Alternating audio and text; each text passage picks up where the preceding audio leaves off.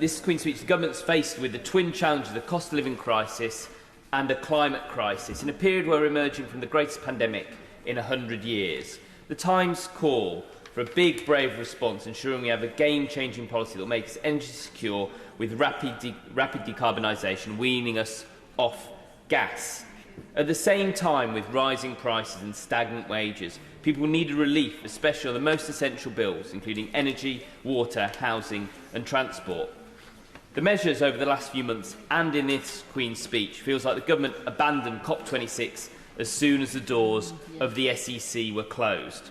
It's not just individuals and families facing this crisis, but business, who have the highest cost pressures and highest tax burden in 50 years. The party opposite thinks it's the party of business, but the pandemic taught us it's only the case if it's your chums who own the business. The millions who work in SMEs, who weren't fortunate to go to school or run the local pub of a cabinet minister, get no help at all. It's the democracy response to a crisis. This Queen's Speech, however, provides not an ounce of relief for those struggling with costs and in dire need of a pay rise.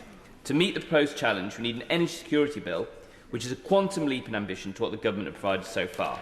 I would expect, as a minimum, to see from the bill a retrofit revolution, not a repeat of failed previous schemes like the Green Homes Grant. We need a serious delivery body which will deliver adequate insulation for every building in Britain, serious funding for the sector, mass apprenticeship programme, stellar leap in decarbonisation involving district heat and power, heat pumps and hydrogen, an annual target of reduction of household energy bills and real-term carbon emissions reductions.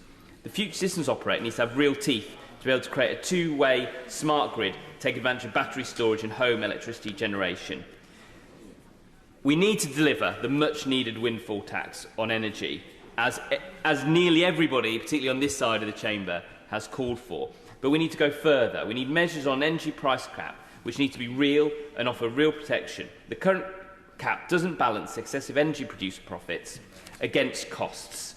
Why isn't a mechanism to smooth the profits against the costs of consumers' bill in the long term? And why aren't the government lifting their ban on onshore wind? Polling shows it's popular if community-owned, and it's one of the cheapest renewable technologies. If we double capacity, we could power 10 million homes, weaning them off gas. And also, why did the government cut the solar feed-in tariff? It decimated the domestic solar market and stopped people in houses getting solar, particularly in social houses. As a minimum, the government should instate a social feed-in tariff. Finally, on food banks, we've heard a lot about that in this Queen's Speech. Food banks are a stain on our society. It's exposed to the poverty the government have allowed people to fall into. No one looks forward to using a food bank. No one is proud of using a food bank. Let's see that £20 universal credit returned to people. This government isn't just lacking in ambition, it's failing big time.